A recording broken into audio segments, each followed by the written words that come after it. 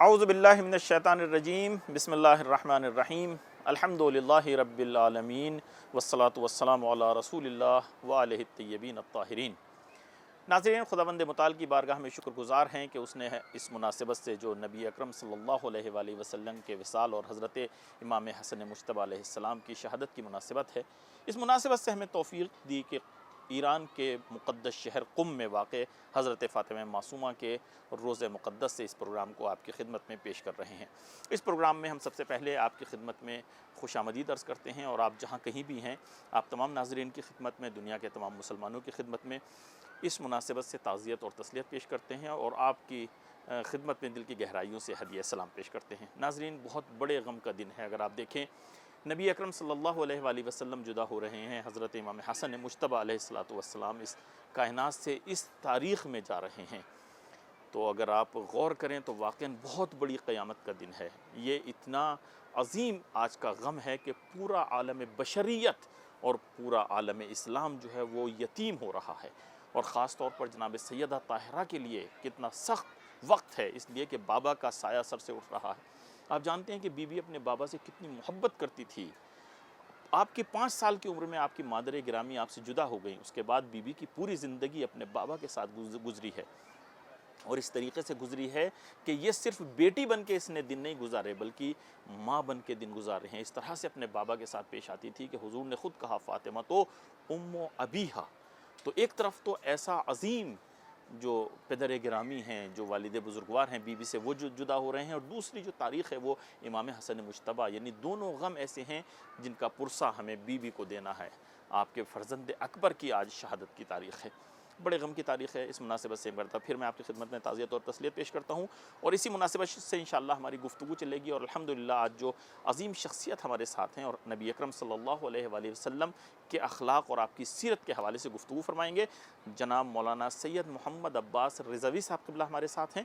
آپ ہمارے ساتھ رہیں، اپنے مہمان سے ملاقات کرتے ہیں، اس کے بعد باقاعدہ اپنے پروگرام کا آغاز کرتے ہیں۔ قبلہ السلام علیکم۔ علیکم السلام ورحمۃ اللہ وبرکاتہ۔ قبلہ، بہت شکر گزار ہیں، آپ نے پروگرام کے لیے وقت نکالا۔ پروگرام میں آپ کو خوش آمدید عرض کرتے ہیں، شکریہ، اور اس غم جزاک کی اللہ۔ مناسبت سے تعزیت اور تسلیت پیش کرتے ہیں۔ آپ کو بھی اسی طرح سے شکریہ، جزاک اللہ۔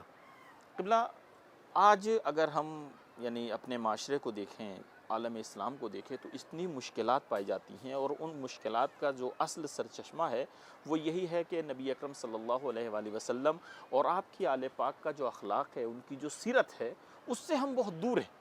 جی بے شک۔ ہاں، یعنی اگر دیکھیں تو واقعاً آج ضرورت اس بات کی ہے کہ ہمیں خاص طور پر علماء کرام کی ذمہ داری ہے کہ حضور کے اخلاق کو، حضور کی سیرت کو، اہل بیت اطہار کی خدمات کو دنیا تک پہنچایا جائے۔ آج جو حضور کی شان میں گستاخیاں بھی ہوتی ہیں، مثلا کوئی آتا ہے، آنے کے بعد کوئی گفتگو کرتا ہے، یا مثلا کہیں دوسرے طریقے سے جسارت کی جاتی ہے، تو اگر اس کی بھی تحلیل کی جائے تو اس کا سرچشمہ بھی یہی ہے کہ ان لوگوں نے ایک رخ کو دیکھا، یعنی اس طریقے سے اسلام کو پیش کیا گیا ہے کہ جیسے تلوار کے زور پہ جو ہے اسلام بڑا ہو، اور ہر جگہ جو اسلام میں وہ خالی خون خرابہ ہی نظر آتا ہے، جو ایک یہودی اور عیسائیوں کی سازش بھی رہی ہے کہ مثلا یہ کہا گیا کہ اسلام جو ہے وہ تلوار کے زور پہ پھیلا ہے، ورنہ جو حقیقت ہے، جو ہمارے رسول کے اخلاق نے، اور جو خود مولا کائنات کے کردار نے، جو اہل بیت اطہار کے اخلاق و کردار نے یہ جو یعنی حق ادا کیا ہے، اور یہ یعنی کارنامہ جو انجام دیا، وہ دنیا تک پہنچا ہی نہیں ہے۔ بے شک۔ خاص طور پر جو ایسی تاریخیں آتی ہیں تو اس میں کم سے کم ہماری ذمہ داری بنتی ہے کہ ہم ان مطالب پر جو ہے گفتگو کریں، کم سے کم ان تاریخوں میں بیٹھ کے ہم سوچیں۔ تو اسی حوالے سے ہم آپ کی خدمت میں ہیں۔ ہم آپ سے جاننا چاہیں گے کہ نبی اکرم صلی اللہ علیہ وآلہ وسلم کی سیرت جی جو ہے، اس کے حوالے سے آپ مختصر طور پر ہمارے لیے اور ناظرین کے لیے بیان فرمائیے کہ حضور کی سیرت جو تھی وہ کیا تھی۔ اعوذ باللہ من الشیطان اللعین الرجیم، بسم اللہ الرحمن الرحیم، وبہ نستعین، انہ خیر ناصر و معین۔ ناظرین محترم، سلام علیکم۔ آپ کی خدمت میں حاضر ہیں، اور پیغمبر اکرم صلی اللہ علیہ وآلہ وسلم اور امام حسن مجتبی علیہ الصلوۃ والسلام کی شہادت کے موقع پر آپ سب کو تسلیت اور تعزیت پیش کرتے ہیں۔ جیسا کہ برادر محترم نے ہمارے سوال کیا کہ سیرت پیغمبر اکرم جی آج کے معاشرے میں، جی جہاں اخلاق نام کی چیز معاشرے سے اٹھتی ہوئی نظر آ رہی ہے، بالکل یہاں اشد ضرورت ہو جاتی ہے کہ ہم اخلاق پیغمبر کا ذکر کریں، اخلاق اہل بیت کا ذکر کریں، تاکہ معاشرہ اس اخلاق کو اپنی سیرت میں اتار سکے۔ اور خاص طور پر جو رسول کے نام لیوا ہیں، جو آج مسلمان کہلاتے ہیں، جی جی ان کے یہاں تو اخلاق اور سیرت نام کی کوئی چیز پائی نہیں جاتی. یہ بہت سے اسکالرز کا جملہ ہے، ہمارے یہاں علامہ اقبال سے منسوب ہے اور ایران میں شہید بہشتی کے حوالے سے کہتے ہیں. جی وہ کہتے ہیں کہ میں ادھر آیا تو مثلا ایشیا کی طرف، جی تو میں نے مسلمان دیکھے لیکن اسلام نہیں دیکھا. جی جی اور جب میں یورپ وغیرہ اور دوسری کنٹریز میں گیا ہوں، وہاں اگرچہ ہمیں مسلمان نظر نہیں آئے لیکن اسلام نظر آیا. جی. یعنی ان کے یہاں وہ بات ملتی تھی، لیکن ہم لوگ اس سے جو ہے بے بہرا ہوتے جا رہے ہیں. اس لیے کہ ہماری توجہ نہیں ہے اس طرف. جی جس کائنات کے رسول نے ہمیں دین اور اسلام سکھایا، جی اس نے ایک جملے میں خلاصہ کیا ہے اخلاق کے لیے کہ من لا اخلاق لہو لا دین لہو. بے شک بالکل. جس کے پاس اخلاق نہیں ہے، دین نہیں ہے. آپ بالکل. نماز شب پڑھیے، جی آپ مسجد میں سارا دن گزاریے عبادت الہی میں، لیکن مسجد سے باہر نکلنے کے بعد بد اخلاقی کیجیے اللہ اکبر. اپنے پڑوسی کے ساتھ، اپنے رشتہ داروں کے ساتھ. جی پیغمبر کہتے ہیں ایسا دین قبول نہیں ہے. ایک شخص آیا اور آ کے کہتا ہے کہ یا رسول اللہ، ہمارے محلے میں ہماری خواتین نے بتایا کہ ایک ضعیفہ ہے، ایک معظمہ ہے، جی نماز شب کی پابند ہے، ہماری خواتین نے بتایا، جی لیکن زبان کی بڑی گندی ہے رسول اللہ. اللہ. کوئی بھی بچتا نہیں ہے سامنے سے گزرنے والا جی اس کے طنز سے، اس کے تانے سے، اس کی بد اخلاقی سے. جی رسول اللہ نے ایک جملہ کہا مقدہو فی النار، اس کا اللہ. ٹھکانہ جہنم ہے. آج ہم اپنی عبادتوں پہ فخر کرتے ہیں. کائنات کا رسول کہہ رہا ہے اگر فخر کرنا ہے تو اپنے اخلاق پہ فخر کرو، اپنے کردار پہ فخر کرو، تاکہ کائنات یہ دیکھے کہ تم جس رسول کی باتیں کر رہے ہو اس رسول کی سیرت پر چل بھی رہے ہو کہ نہیں رہے ہو. بے شک. اصل مسئلہ یہ ہے کہ ہمیں سیرت رسول پر چلنا ہے. جی جی رسول کائنات کے لیے آئے تو پروردگار کہہ رہا وما ارسلناک الا رحمتا للعالمین. جی ہم نے تمہیں پیغمبر عالمین کے لیے رحمت بنا کے بھیجا. بے شک. صرف بھیجا نہیں بلکہ پیغمبر کی سیرت دیکھیے تو سراپا رحمت ہے پیغمبر. بالکل پیغمبر تو اپنے دشمنوں کے لیے رحمت ہے. بالکل. وہ جو پیغمبر پر کوڑے ڈال رہی ہے، پیغمبر اس کے لیے بھی رحمت بن کے جاتے ہیں. جی عیادت کے لیے جاتے ہیں تو اسے اپنی رحمت میں شامل کر کے مسلمان بنا دیتے ہیں. بے شک. وہ لوگ جو پیغمبر پر غلاظتیں پھینکتے ہیں، پیغمبر ان سے درگزر فرما دیتے ہیں. جی آپ یہاں پہ کہہ سکتے ہیں کہ قبلہ وہ حالات ابتدائے اسلام کے تھے، پیغمبر صبر نہ کرتے، معاف نہ کرتے تو اور کیا کرتے. جی تو بھائی تاریخ اٹھا کے دیکھیے، پیغمبر نے مکے کو فتح بھی تو کیا ہے، بالکل اور اس وقت تو سارا پاور مکے کے پیغمبر کے ہاتھ میں ہے. بالکل. اور لوگ جو ہمارے عام مزاج کے لوگ تھے انہوں نے کہا بھی کہ الیوم یوم الانتقام، یوم الملحمہ. نہیں یوم الانتقام کہا. جی جی بالکل. تو پیغمبر نے کہا کہ اے علی جاؤ اور ان کے ہاتھ سے پرچم لے لو ہاں. اور جا کے ان سے کہو الیوم یوم المرحمہ، مرحمہ. آج رحمت کا دن ہے، آج معاف کرنے کا دن ہے. انتقام کا دن میں نہیں ہے. کائنات کے لیے رحمت للعالمین بن کے آیا ہوں، اللہ اکبر. میری رحمت سے سب معاف کیے جائیں گے. جی تو وہ پیغمبر جو اتنی آسانی سے لوگوں کو معاف کر دیتے تھے، وہ پیغمبر جنہوں نے اپنا اخلاق اور کردار ہمارے سامنے اس طرح سے پیش کیا جی. کہ دشمن پیغمبر کے ہاتھوں پہ بیعت کرتا ہوا نظر آتا ہے، وہ اخلاق کہاں ہے؟ آج وہ اخلاق علماء کی سیرت میں نظر آنا چاہیے. آج وہ اخلاق معاشرے میں ہر مسلمان کی سیرت پہ نظر آنا چاہیے. آج جو لوگ دنیا والے ہمیں طرح طرح کے القابات اور الزامات دے رہے ہیں، جی اگر ہمارا اخلاق پیغمبر کی سیرت پہ ہوتا، ہمارا کردار، تو وہ کیسے کہہ سکتے تھے جب زمانہ یہ دیکھتا کہ ہم تو درگزشت والے لوگ ہیں، ہم تو معاف کر دینے والے لوگ ہیں، ہم تو سچے لوگ ہیں، ہم تو با ایمان لوگ ہیں، ہم لوگوں کی مدد کرتے ہیں، ہم کسی کا گلا نہیں کاٹتے، ہم تو لوگوں کے گلے کاٹنے سے روکتے ہیں. جی جی بالکل. جب یہ چیزیں ہم لیکن لوگ جو دیکھتے ہیں تو پھر وہ بالکل برعکس جو ہے وہ یعنی دیکھتے ہیں. آج کل تو قبلہ بات ایسی ہو گئی ہے، ایک جگہ کی میں مثال آپ کی خدمت میں پیش کروں. یعنی واقعاً اس منزل پہ مسلمان پہنچ گئے ہیں کہ ہمارے نزدیک ہی کا واقعہ ہے، انڈیا میں کسی جگہ کا، کہ ایک چرچ میں، ظاہر ہے عیسائیوں کا ہوتا ہے چرچ، اس میں کسی غریب نے، کسی مزدور نے کوئی کام کیا اور اس نے کچھ پیسے اس کے رہ گئے تھے، تو چرچ کی طرف سے پیمنٹ پورا نہیں ہوا. اس میں مثلاً اس کے کچھ پیسے رہ گئے تھے. وہ بار بار مزدور آتا تھا، وہ غریب جو معمار تھا، جو تعمیر کرنے والا تھا، وہ آتا تھا لیکن اس کو پیسے نہیں ملتے تھے، کچھ نہ کچھ بہانہ بنا کے اس کو ٹال دیا جاتا تھا. جب وہ پریشان ہو گیا تو ایک آدمی نے اس کو دیکھا کہ کیا بات ہے بھائی، تم روز آتے ہو، یعنی ہر ہفتے یا روز آتے ہو، لیکن یہاں کوئی یعنی پھر پریشان ہو، کوئی حل نہیں ہوتا. تو اس نے کہا کہ میرے کچھ پیسے رکے ہوئے ہیں، میں نے کام کیا تھا لیکن شاید 8,000 10,000 20,000 کچھ پیسے رک گئے ہیں، وہ انہوں نے نہیں دیے ہیں، اور میں لینے کے لیے آتا ہوں تو یہ اس کو نہیں دیتے ہیں. اس نے کہا ایک کام کرو، یہاں سے دوسرے شہر میں، میں شہروں کا نام نہیں لے رہا ہوں، یہ البتہ مثال بھی ہو سکتی ہے کہ وہاں پہ ان کا بڑا وہ ہے، مرکز ہے، سینٹر ہے، وہاں پہ جو بڑے پادری ہیں، بڑے روحانی پیشوا ہیں، وہ رہتے ہیں، آپ وہاں چلے جائیں. اس نے کہا اچھا. تو پھر وہ جو ہے وہاں گیا اور جانے کے بعد کہا کہ ان سے شکایت کرو. وہ جاتا ہے اور جانے کے بعد جو ہے وہ ان سے شکایت کرتا ہے کہ ایسے ایسے مسئلہ ہے. تو وہ اندر گئے گھر میں، انہوں نے ایک پرچی لکھی اور کہا کہ یہ پرچی جو ہے چھوٹی سی، یہ لے جا کے اس کو دے دینا اور تمہاری مشکل حل ہو جائے گی. جب واپس آیا راستے میں اس کو پرچی کو پڑھا کہ اس میں لکھا کیا، جی اور جانے کے بعد اس نے واپس اس کو دی. جیسے ہی اس نے وہاں پہ جو چرچ میں تھا اس نے اس پرچی کو پڑھا، اس نے واپس جتنے پیسے اس کے رہ گئے تھے لا کے واپس جو اس کو دے دیے. تو اب جب پیسے مل گئے تو اس نے باہر والے نے جس نے راستہ بتایا تو اس نے کہا کہ یعنی کیا ہوئی مشکل حل؟ کہا کہ ہاں مشکل تو حل ہو گئی. تو اس نے کہا اس میں لکھا کیا تھا؟ کہا اس میں یہ لکھا تھا کہ کیا تم مسلمان ہو گئے ہو جو غریب کے پیسے نہیں دے رہے ہو؟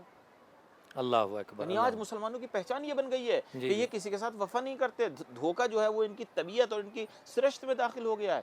یعنی رسول جو ہمارے رسول امین اور صادق، جن کا لقب کفار جن کو صادق اور امین کہتے تھے، جو جان کے دشمن تھے، وہ بھی امانتیں اپنی رسول کے پاس رکھ کے جاتے تھے، اس لیے کہ انہیں پتا ہے کہ امانت میں خیانت نہیں ہوگی.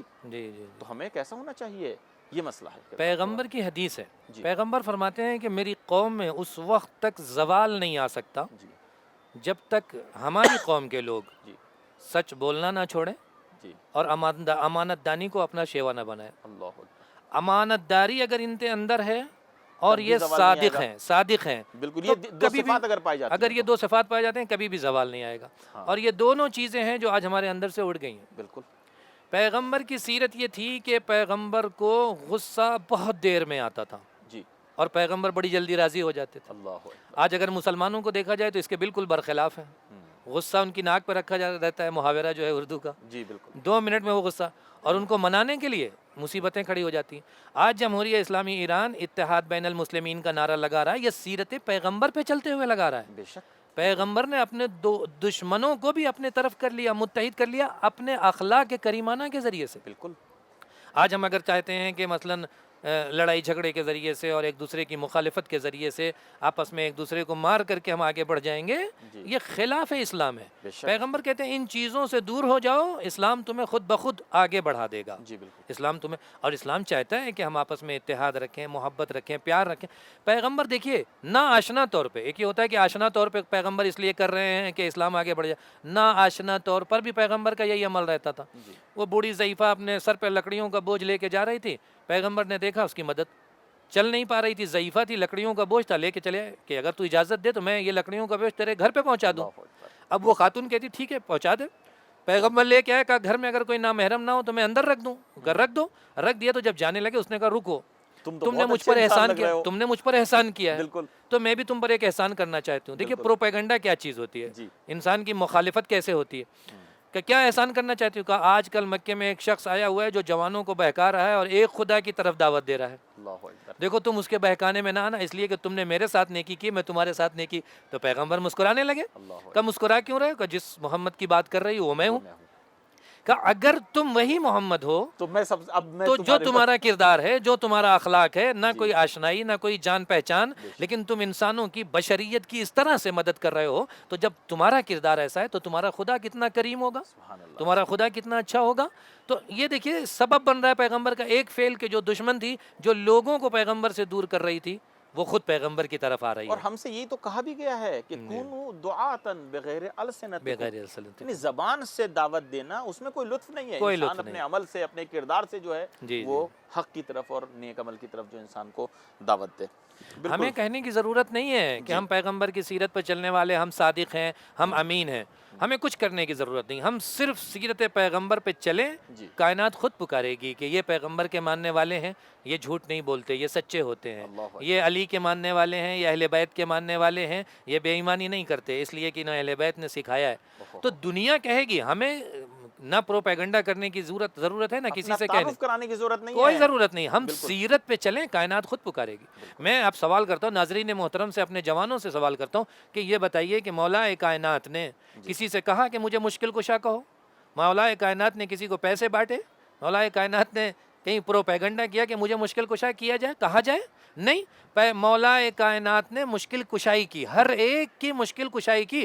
کائنات خود پکار اٹھی کہ آپ مشکل کشا ہیں، آپ حلال مشکلات ہیں. تو آج ہم سیرت پیغمبر پہ چلتے ہوئے، سیرت مولا کائنات پہ چلتے ہوئے یہ اپنا شیوا بنا لیں، اپنی سیرت بنا لیں. کائنات خود کہے گی یہ علی کا ماننے والا ہے، یہ رسول کا ماننے والا ہے، یہ سچ نہیں یہ جھوٹ نہیں بولے گا، یہ بے ایمانی نہیں کرے. آج اس ماحول میں جہاں سچ بولنے والوں کی تعداد کم ہے، اگر ہم سیرت پیغمبر پہ عمل کریں تو کائنات ہمیں ہاتھوں ہاتھ لے گی، اس لیے کہ سچ بولنے والا کوئی نہیں، ایمانداری کرنے والا کوئی نہیں۔ بالکل صحیح تو فرمایا۔ سیرت ہمیں اس طرف دعوت دیتی ہے کہ آپ آئیے میدان میں، بقیہ پیغمبر کا ہاتھ ہمارے سروں پہ ہوگا اور کامیابیاں ہمارے قدم چومیں گی۔ اور قبلہ ایک افسوس یہاں پہ ہوتا ہے یعنی الحمدللہ آج جو ہمارے پاس اسٹیج ہے، اگر آپ دیکھیں اپنا پیغام پہنچانے کے لیے، اپنا میسج پہنچانے کے لیے، پوری کائنات میں کسی کے پاس نہیں ہے۔ بے شک، ایک تو جو ہمارے پاس مجلس اعضا ہے، ایسا سسٹم کسی کے پاس نہیں ہے، کسی کے پاس نہیں۔ اور جو ہمارے پاس الحمدللہ یہ آج میڈیا کا زمانہ ہے، سوشل میڈیا کا زمانہ ہے، اس کے ذریعے سے بھی، لیکن ہم اس سے پورے طریقے سے کسب فیض نہیں کرتے۔ جو پیغام ہمیں پہنچانا چاہیے، امام نے جو کہا کہ لو علموا محاسن کلامنا لاتبعونا، اگر یہ ہمارے کلام کے محاسن کو، ان میں جو خوبیاں پائی جاتی ہیں، ان کو اگر دنیا سمجھ لے تو ہماری اتباع کرنے پہ مجبور ہیں، کوئی اور راستہ نہیں ہے ان کے پاس۔ ہم نہ جانے کن چیزوں میں الجھ کے رہ جاتے ہیں۔ ہم اپنے لیے دوسروں کی دل آزاری کرنا جو ہے وہ ترہ امتیاز سمجھتے ہیں، جبکہ ہونا ہی چاہیے کہ کسی کی دل آزاری نہ کریں، آپ صرف ان کے فضائل بیان کیجئے، خود بخود جو ان کے دشمن ہیں ان کی حقیقت سامنے آ جائے گی، کھنچ کے سامنے آئیں گے۔ بالکل، اہل بیت کی محبت مغناطیس کی طرح کام کرتی ہے۔ بالکل بالکل، جہاں آپ نے ان کے فضائل اور معارف بیان کیے، لوگ کھنچ کے آتے ہیں۔ وہ تو ہماری تھوڑا سا کیا کہا جائے کہ وہ کم عقلی ہے یا کیا ہے کہ ہم اس طرح کی باتیں کر دیتے ہیں کہ جب فرش اعضا پہ مجلس امام حسین میں اس طرح کی باتیں کرتے ہیں کہ آدمی فرش سے اٹھ کے چلا جاتا ہے، جبکہ سیرت امام حسین ہمارے پاس ایسی ہے کہ دیکھیے مکے سے کربلا تک امام حسین گئے ہیں، کوئی امام حسین کے قافلے سے باہر نہیں گیا، لوگ ملتے گئے ہیں۔ کیوں؟ امام حسین کی گفتگو ایسی تھی، امام حسین کا اخلاق کیا، کیوں؟ اس لیے کہ امام حسین فرماتے ہیں کہ میں اسیرہ بسیرت جدی و ابی علی ابن ابی طالب، میں سیرت پیغمبر کو زندہ کر رہا ہوں، میں اپنے جد کی سیرت کو زندہ کر رہا ہوں۔ آج حسینیوں کا بھی یہی تقاضا ہے، حسین کے ماننے والوں کا، خواہ وہ فرش اعضا پہ ہوں، خواہ وہ ممبر پہ ہوں، سب کا فریضہ یہ ہے کہ سیرت رسول کو زندہ کیا جائے۔ امام حسین سیرت رسول کو زندہ کر رہے تھے، کچھ نیا مشن نہیں تھا۔ قبلہ ایک چیز ہے جو خود اپنوں کے درمیان بھی کبھی کبھی نظر آتی ہے، اور بہت سو نے اس کا اعتراف بھی کیا ہے، بڑی بڑی شخصیات نے، جیسا مصطفیٰ کمال پاشا کے بارے میں بھی مشہور ہے کہ اس کا یہ کہنا تھا کہ وہ مثلاً کہتا تھا کہ قرآن کی آج کیا ضرورت ہے، سیرت پیغمبر کی آج کیا ضرورت ہے، اور اس کا ایک مشہور جملہ تھا کہ یہ کتاب جو انجیر اور زیتون کے بارے میں جو ہے بات کرتی ہے، آج ہمیں کیا سکھائے گی؟ آج تو علم کا دور ہے اور ٹیکنالوجی کا دور ہے، یہ 1400 سال پہلے کتاب آئی ہے جب عرب کچھ نہیں جانتے تھے، یہ اس وقت کی باتیں کرتی ہے، رسول نے جو ہے اس وقت کے لیے وہ مظاہرہ کیا ہے اپنی سیرت اور اپنے اخلاق کا۔ اچھا، پھر یہ ہوتا ہے کہ خداوند متعال ایسی چیز میں اس کو گرفتار بھی کر دیتا ہے۔ اس کے بارے میں مشہور یہ ہے کہ جب مرا ہے یہ کمال پاشا، مسلمان ہونے کے بعد جب اس نے جسارت کی، اگر غیر کرے تو شاید اس کو معاف بھی کر دیا جائے، جو رسول کا نام لیوا ہے، رسول کا کلمہ گو ہے، قرآن پر ایمان رکھنے کا اظہار تو کرتا ہے، مسلمان ہے، تو پھر یہ ایک اس کو لال چینٹیاں کاٹ لیتی ہیں اور یہ اسی بیماری میں مر جاتا ہے، اس سے جو بیماری پیدا ہوتی ہے۔ 2 سال کے بعد ڈاکٹر جو ہے وہ کشف کرتے ہیں کہ اس بیماری کا صرف ایک علاج ہے، اور وہ یہ ہے کہ جو انجیر کے درخت کی چھال ہے اس سے وہ دوا بنتی ہے، باقی دنیا میں کسی چیز سے نہیں بنتی، یعنی جس کا تو کہہ رہا تھا کہ 1400 سال پہلے۔ تو میں عرض کر رہا تھا کہ آج بھی بہت سے لوگ اس طرح کی باتیں کرتے ہیں کہ آپ جو یہ باتیں کرتے ہیں مثلا رسول کی سیرت ہے یا قرآن کے حوالے سے، یہ 1400 سال پہلے کی چیزیں ہیں، آج اس علم کے زمانے میں، اس ٹیکنالوجی کے اور ترقی کے زمانے میں کیسے ہمارے لیے جو ہے وہ ہدایت کا ذریعہ بن سکتی ہیں، کیسے ہم اس کو اپنے لیے نمونہ عمل بنا سکتے ہیں؟ دیکھیے، ہمیں فخر ہے اس بات پر کہ ہم اسلام کے ماننے والے ہیں، ہمیں اس بات پر فخر ہے کہ ہم اس رسول کی پیروی کرتے ہیں، اس اللہ کی کتاب کی پیروی کرتے ہیں جو 1400 برس پہلے آئی تھی، لیکن آج 1400 برس بعد نہیں بلکہ قیامت تک کے لیے ہمارے تمام اسباب کو اس کتاب میں اس رسول نے بیان کیا، اس اللہ نے بیان کیا۔ یہ اور بات ہے کہ ہم غفلت کی چادر اوڑھ کے سوئے ہوئے ہیں، نہ ہمیں رسول کی سیرت سمجھ میں آئی، نہ ہمیں قرآن کی باتیں سمجھ میں آئیں۔ قرآن ہم نے رٹ لیا، حفظ کر لیا، لیکن قرآن کے معنی اور مفاہیم پہ ہم نے غور نہیں کیا۔ قرآن کتاب زندگی ہے، قرآن رٹنے کی چیز نہیں ہے، قرآن عمل کرنے کی چیز ہے، قرآن کو پڑھ کر اس پر عمل کیا جائے، سب کچھ موجود ہے۔ جیسا کہ آپ نے اشارہ کیا کہ وہ انجیر اور زیتون کی بات کر رہا ہے، لیکن وہ غافل تھا کہ اس کے علاج کے لیے وہ انجیر ہی کام آئے گی۔ تم انجیر کے فضائل سے غافل ہو، تم زیتون کے غافل ہو۔ قرآن کی خاص بات تو یہی ہے کہ اس نے انجیر اور زیتون کو بھی نہیں چھوڑا ہے، ایک دوسرے زاویے سے دیکھنا چاہیے کہ اس نے یہاں تک جو میوے، جو پھل جو ہمارے لیے مفید تھے ان کا بھی ذکر کر دیا، عبادت الہی کا بھی ذکر کیا، زندگی کیسے گزارو اس کا بھی بتا دیا، کہاں سچے رہو، کہاں انصاف کی بات کرو، سب کچھ تو قرآن میں موجود ہے۔ ہاں یہ اور بات ہے کہ ہم نے قرآن کو وارث قرآن سے نہیں سیکھا، اس لیے ہم مشکلات میں گرفتار ہو جاتے ہیں۔ اگر ہم قرآن کو اہل بیت کی سیرت سے لیتے، پیغمبر کی سیرت سے لیتے، تو قرآن میں سب کچھ موجود تھا، اور یہی قرآن ہمارے لیے اس وقت بھی راہ ہدایت تھا، ابھی بھی ہے، اور قیامت تک آنے والے مسلمانوں کے لیے راہ ہدایت اور مشعل ہدایت بنے گا۔ شرط یہ ہے کہ اصل جو وارث قرآن ہے اس کی طرف مراجعہ کریں اور اس سے لیں۔ جی بالکل۔ سیرت پیغمبر کے حوالے سے بھی بیان کیجئے کہ سیرت پیغمبر کو آج 1400 سال کے بعد ہم کیسے اپنے لیے آئیڈیل بنا سکتے ہیں، یا مثلا خدا نے جو کہا ہے کہ لکم فی رسول اللہ اسوۃ حسنہ، کہ تمہارے لیے میرے رسول کی سیرت بہترین نمونہ عمل ہے، اسوہ حسنہ ہے، تو یہ 1400 سال پہلے کے لیے تھا، آج کے لیے نہیں ہے۔ جی جی جی آج کے لیے کیسے دیکھیے یہ آپ نے اشارہ کیا لقد کان لکم فی رسول اللہ اسوۃ حسنہ، یہ قرآن میں ہے، قرآن اللہ کی کتاب ہے، قرآن 1400 برس پہلے کے لیے نہیں آئی تھی، آئی ہے رسول کے زمانے میں، ہے قیامت تک کے لیے۔ قرآن کے ہر الفاظ، قرآن کے ہر بیانات قیامت تک کے لیے۔ اللہ اگر آئیڈیل بنانے کے لیے پیغمبر کو کہہ رہا ہے تو قیامت تک کے لیے کہہ رہا ہے، اور آج 1400 برس کے بعد تو رسول کی سیرت کی بہت زیادہ ضرورت ہے معاشرے میں۔ آج جہاں باپ بیٹے کا احترام ختم ہو گیا، وہاں سیرت رسول سے ملے گا کہ کیسے باپ بیٹے کا احترام کیا جائے۔ آج جہاں خانوادے بچھڑ رہے ہیں، وہاں رسول سے پوچھئے کہ صلہ رحم کتنی بڑی عبادت ہے۔ آج جہاں آپس میں لوگوں میں اختلاف ہو رہا ہے، آج جہاں معاشرے میں طلاق بڑھ رہا ہے، وہاں رسول سے پوچھئے قرآن کیا کہہ رہا ہے کہ اگر تم اس منزل میں آ جا رہے ہو تو فَبْعَثُوا حَكَمًا مِّنْ أَهْلِهِ وَحَكَمًا مِّنْ أَهْلِهَا، ارے اپنے بزرگوں سے استفادہ کرو، ایک بزرگ ادھر سے لے آؤ، ایک بزرگ ادھر سے لے آؤ، یہ بزرگ تمہیں سمجھائیں گے، معاشرے میں اصلاح ہو جائے گی، تم طلاق کی طرف نہیں بڑھو گے۔ اگر ہم نے قرآن کو صحیح سے لیا ہوتا تو یہ طلاق کے اعمار نہ بڑھتے، اگر ہم نے قرآن کو صحیح سے سیکھا ہوتا تو پیغمبر کی سیرت میں جو صلہ رحم ملتا ہے، اپنے پڑوسیوں کے ساتھ، اپنے رشتہ داروں کے ساتھ جو اچھے سلوک ملتے ہیں، یہ خانوادے نہ بکھرتے، ہم فلیٹوں میں محدود نہ ہوتے، باپ بیٹے کے لیے نہ ترستا۔ یہ آج معاشرے میں 1400 برس کے بعد تو سیرت رسول کی بہت زیادہ ضرورت ہے۔ ہاں، یعنی کہہ سکتے ہیں کہ مادی طور پہ ہم نے ولو ترقی کر لی، لیکن معنوی طور پہ، اخلاقی طور بکھر رہے ہیں، ہم بکھر رہے ہیں، اس زمانے سے بھی زیادہ پست ہو گئے۔ جی جی بے شک بے شک، اور یہاں سیرت رسول کی ضرورت ہے کہ جہاں پیغمبر ایک ایک چیز کو، آپس میں اختلاف ہمارے یہاں عام ہو گیا، لیکن پیغمبر کہتے ہیں اگر دو مومنین میں اختلاف ہو جائے تو جو پہلا مومن اپنے گھر سے نکلتا ہے کہ میں جاؤں گا معافی مانگ کر کے اپنے بھائی سے اتحاد میں تبدیل کروں گا، صلح کر لوں گا، پیغمبر کہتے ہیں اس کا پہلا قدم جنت میں۔ اللہ اکبر۔ آج مومنین ڈھونڈتے ہیں جنت کیسے ملے، جنت یہ پیغمبر دے رہے ہیں، جنت آئیے لیجیے۔ آپ کا اختلاف ہے آپ کے رشتہ دار سے، ناتے دار سے، چچا سے، خالہ سے، پڑوسی سے، جائیے۔ پیغمبر کہتے ہیں جو پہلے اٹھ کے چلا گیا، جس کا پہلا قدم جنت میں ہے۔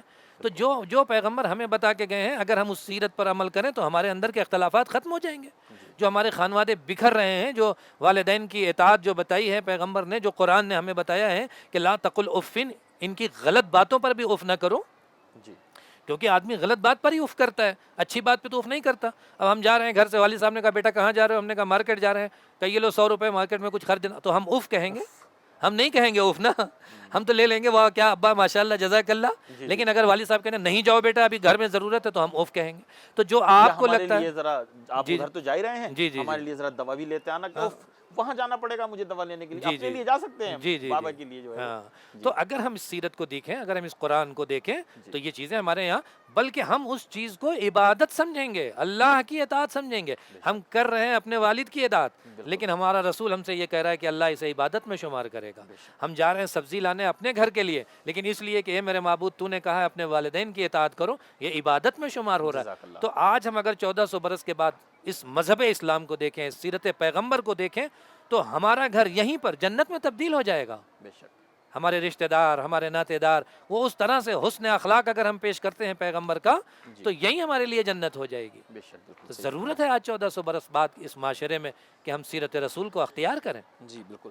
قبلہ ایک سوال اور ہے، آج ہم کچھ لوگوں کو دیکھتے ہیں کہ جو اسلامی تعلیمات ہیں، جیسے میں نے آغاز میں بھی اس بات کو کہا تھا کہ مثلا شہید بہشتی کا یہ جملہ ہے یا علامہ اقبال کے حوالے سے کہا جاتا ہے، انہوں نے کہا کہ میں نے یہاں پہ جو ہے مسلمان دیکھے لیکن اسلام نہیں دیکھا، لیکن یورپ وغیرہ میں دوسری کنٹریز میں نے جو ہے وہ اسلام دیکھا، مسلمان مجھے نظر نہیں آئے۔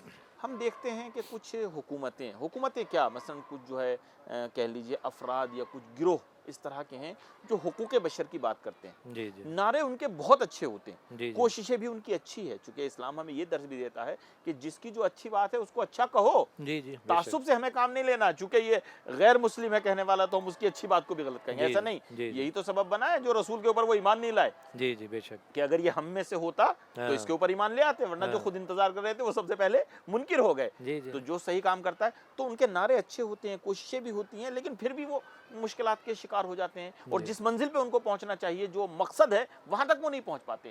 اس کا کیا سبب ہے؟ دیکھیے اس کی خاص بات یہ ہے جو آپ نے پہلا جملہ کہا جی کہ بس مسلمان ہے مسلمان ہے مسلمان ہے. مسلمانوں کی سب سے بڑی غفلت یہ رہی کہ وہ یہ سمجھتے رہے کہ مسلمان کے گھر میں پیدا ہو جائیں گے تو مسلمان ہو جائیں گے, جی شیعہ کے گھر میں پیدا ہو جائیں گے تو شیعہ ہو جائیں گے, سنی کے گھر میں پیدا ہو جائیں گے تو سنی ہو جائیں گے. یہ ان کی غلط فہمی تھی. اسلام ایسا مذہب نہیں ہے کہ آپ کو گھر میں پیدا ہوتے ہی سرٹیفکیٹ دے رہا ہے کہ آپ مسلمان ہو گئے, بلکہ اسلام جو مذہب ہے اس مذہب میں ایکٹیویٹی ہے, ایکٹیویٹیز ہیں.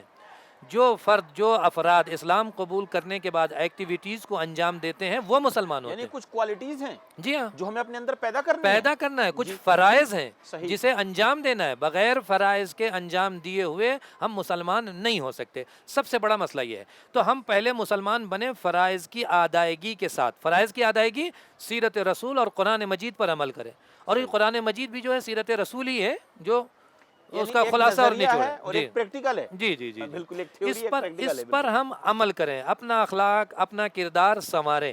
جب ہم بنا لیں گے تو مسلمان ہوں گے. اور پھر جب حقوق بشر کی بات آتی ہے کہ بھائی حقوق بشر نعرہ بہت اچھا ہے, لیکن وہ اپنے نعرے میں کامیاب نہیں ہو پاتے. کیوں؟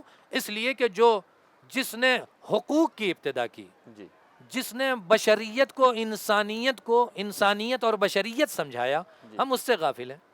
حقوق بشر کا جو پہلا علمبردار ہے, جو انسانوں کو اس کے حقوق کو جس نے سمجھایا ہے, اگر ہم اس سے غافل ہیں تو ہم کیسے کسی کے حقوق کو ادا کر سکتے ہیں؟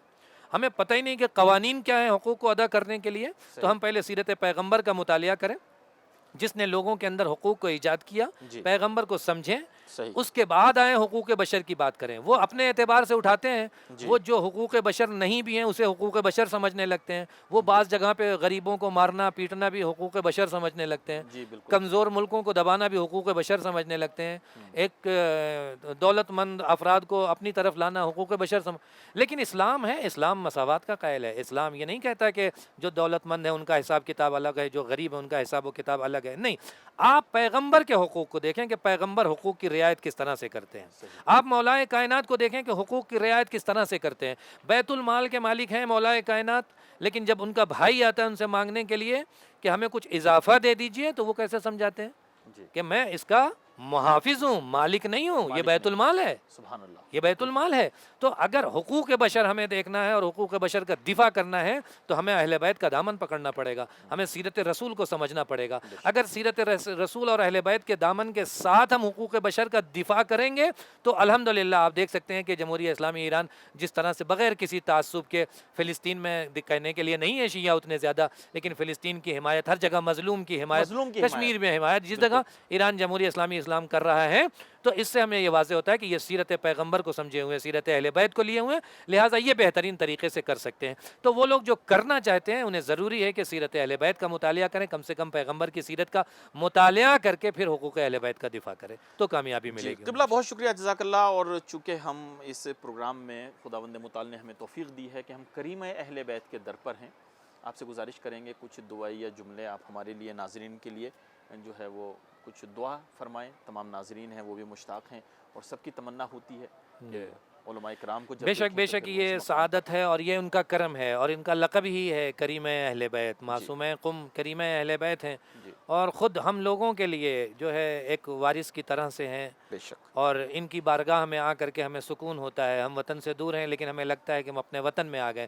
ناظرین محترم, بھی اس کریم اہل بیت کی بارگاہ بڑی وسیع ہے. جو بھی اہل بیت سے متصل ہے اس کے یہاں دینے کے لیے کمی نہیں ہے, بس یہ ہے کہ ہمیں لینے کا سلیقہ آنا چاہیے, لینے کا طریقہ آنا چاہیے. ہم ان سے دعا بھی کریں, ان کی سیرت پر چلیں, عمل کریں, انشاءاللہ یہ ان کا دست کرم ہمارے سروں پہ ہوگا. اور ہم کریم اہل بیت کے صدقے میں, اہل بیت علیہ السلام, خود رسول خدا امام حسن مجتبیٰ جن کی شہادت کا آج دن ہے, ان کے صدقے میں پروردگارہ ہمیں توفیق عطا فرما کہ ہم عاقبت بخیر ہوں اور آپ کی سیرت پر چل کر کے کامیابی کی طرف بڑھ سکیں، حوض کوثر پر آئیں تو ہم آپ کے شیعوں میں اور آپ کے ماننے والوں میں ہمارا شمار ہو، ہم سب کا شمار ہو۔ جو ناظرین محترم میں بہت سے لوگوں نے کہا ہے وہ مریض ہیں، پروردگارہ کریم اہل بیت کے صدقے میں تمام مریضوں کو شفائے کاملہ اور عاجلہ عطا فرما، جو مقروض ہیں ان کے قرض میں ادائیگی ہو جائے، اور جو بے روزگار ہیں ان کے لیے روزگار مہیا ہو جائے۔ بارگاہ کریم اہل بیت سے دعا ہے کہ ہم سب کی دعا کو مستجاب کرے۔ وصلی اللہ علی محمد وآلہ اجمعین۔ اللہم عجل لولیک الفرج۔ قبلہ بہت شکریہ، جزاک اللہ، خداوند متعالی آپ کو صحت و سلامتی آپ کا شکریہ کہ آپ نے یہاں دعوت کیا اور یہ شرف بخشا کہ ہم کریم اہل بیت کی بارگاہ میں کچھ بول سکیں۔ بہت شکریہ، جزاک اللہ، آپ سے یہیں پر اجازت چاہتے ہیں۔ شکریہ، خداحافظ۔ فی امان اللہ۔ خدا ناظرین، بڑی اہم گفتگو تھی ہمارے مہمان کی، وقت میں اگرچہ اتنی گنجائش نہیں تھی، موضوع بہت وسیع تھا، لیکن انشاءاللہ ہم اپنے مہمان سے اس کے بعد بھی انشاءاللہ استفادہ کرتے رہیں گے۔ فی الحال یہاں پر آپ سے اجازت چاہیں گے، لیکن میں نتیجے کے طور پر ایک چیز آپ کی خدمت میں عرض کرنا چاہتا ہوں، وہ یہ کہ آج جو ہماری سب سے بڑی مشکل ہے وہ یہی ہے کہ ہم اسلام سے دور ہیں۔ ہم اپنے آپ کو مسلمان تو کہتے ہیں، لیکن ہم سمجھتے نہیں ہیں کہ اسلام کیا ہوتا ہے۔ اسلام کو اگر ویسے بھی دیکھا جائے تو 3 چیزیں اسلام میں بتائی جاتی ہیں۔ ہمارے یہاں کیا ہوتا ہے کہ کسی ایک چیز کو ہم لے لیتے ہیں، ہم جو ہے مثلاً پتہ چلا کہ کبھی جو ہے مثلاً خالی نام یعنی عقیدہ لے لیا ہم نے کہ صاحب ہمارا عقیدہ بہت مضبوط ہے، ہم اہل بیت اطہار کو مانتے ہیں، ہم رسول کو مانتے ہیں، تو ہم عمل سے دور ہو گئے۔ عمل میں اگر غرق ہو گئے تو عقیدے سے پیچھے رہ گئے، ان دونوں کو ہم نے لے لیا تو اخلاق سے دور ہو گئے۔ اسلام اس وقت تک ہو ہی نہیں سکتا جب تک 3 چیزیں نہ ہوں۔ اسلام 3 چیزوں کا مجموعہ ہے، اس میں ایک عقائد ہیں، اعتقاد جن کو کہتے ہیں، جو اصول دین ہیں، دوسرے فروع دین ہیں جو احکام الہی ہیں، یعنی انسان کو جس چیز کے اوپر وہ ایمان رکھتا ہے، عقیدہ رکھتا ہے، اس کے اوپر اس کو عمل بھی کرنا ہے، ان کے فرامین کو عملی جامہ بھی پہنانا ہے۔ اور ان دونوں کے بعد کا جو نتیجہ ہوتا ہے وہ اخلاق ہوتا ہے۔ اور علماء اس کی جو تعبیر کرتے ہیں وہ یہ کہتے ہیں کہ اسلام کو اگر ایک درخت کی شکل میں دیکھا جائے تو جو اصول دین ہیں وہ جڑیں ہیں، اصول کے معنی ہوتے ہیں جڑوں کے، تو اس کی مثال جڑوں کی ہے، ٹھیک ہے۔ اور پھر جب جڑوں پر ایک درخت جو ہے وہ ابھرتا ہے تو اس کے پتے آتے ہیں، اس کی شاخیں ہوتی ہیں، تو اس کے شاخیں جو ہیں اس کی وہ فروع دین ہے، وہ جو انسان عمل کرتا ہے فروع دین وہ اس کی شاخیں ہیں۔ اور اس کا جو ماحصل ہوتا ہے، جو نتیجہ ہوتا ہے جڑوں کا اور شاخوں کا مل کر پورے درخت کا، وہ پھل ہوتے ہیں۔ اور اس درخت کا جو پھل ہے وہ اخلاق ہوتا ہے۔ جیسا انسان کا عقیدہ ہوتا ہے ایسا ہی اس کا عمل ہوتا ہے، اور جیسا عقیدہ اور عمل دونوں ہوتے ہیں اسی طریقے سے انسان کا جو ہے وہ اخلاق بنتا ہے۔ اگر کوئی یہ چاہے کہ میں کسی ایک چیز کو لے لوں، جیسے ہمارے مہمان نے بھی بیان فرمایا کہ مثلا حقوق بشر یا دوسرے نعرے بہت اچھے لگتے ہیں، لیکن ان کے پاس چونکہ نہ وہ آئیڈیالوجی ہے، نہ ان کے پاس وہ عقیدہ ہے، اور نہ اس کے مطابق عمل ہے، تو وہ اس اخلاق میں یا دوسری اس طرح کی چیزوں میں کامیاب ہو ہی نہیں سکتے، چونکہ یہ پورا سلسلہ ہے۔ اگر انسان پورے طریقے سے مسلمان بننا چاہتا ہے، ہم اگر مسلمان بننا چاہتے ہیں، تینوں چیزیں ضروری ہیں ہمارے لیے کہ ہمارے پاس عقیدہ بھی ہونا چاہیے، ہمارے پاس عمل بھی ہونا چاہیے، اور ہمارے پاس جو ہے اخلاق بھی ہونا چاہیے۔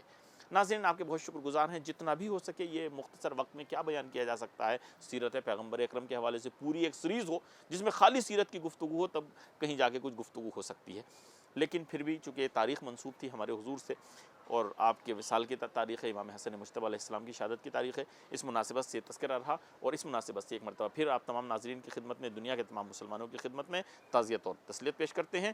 یہیں پر آپ سے اجازت چاہتے ہیں۔ خداوند متعال آپ کی عزاداری کو قبول فرمائے انشاءاللہ، اور ہم سب کو امام حسین علیہ السلام اور اہل بیت اطہار کے حقیقی عزاداروں میں قرار دے۔ آپ سے یہیں پر اجازت چاہتے ہیں، اپنا خیال رکھیے گا، ہمیں دعا میں یاد رکھیے گا۔ خدا حافظ، فی امان اللہ۔